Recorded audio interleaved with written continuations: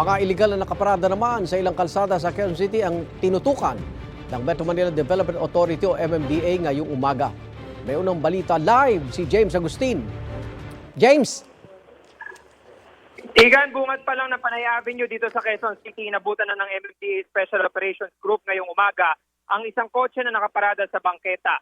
Hindi dumating ang driver sa 5 minutong palugit kaya tinuwang sasakyan.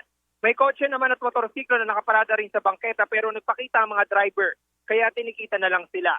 Sa labas naman ng condominium building, tinuti ng isang AUV na nakahambalang sa sidewalk. 8 sasakyan naman na nakaparada sa magkabilang lane ng kalsada ang inabutan ng mga otoridad dito sa Mother Ignacia Avenue. Isa lang sa mga sasakyan ng may driver kaya pinaghahatak ang mga ito. Tumaginang humarap sa camera ang driver pero nagpark daw siya roon para umidlip. Marami rin ang mga natikitan at nahatak sa labas ng isang kondo at hotel. Kabilang ang Panay Avenue, Timog Avenue at Mother Ignacia Avenue sa mga tinatawag o yung mga alternatibong ruta ng mga motorista. Kaya paulit-ulit na yung nagiging operasyon ng MMDA dito sa mga lugar. At ngayong alas 7:30 ng umaga, umabot na sa 14 yung mga natow na sasakyan habang 28 naman yung mga natikita ng mga motorista.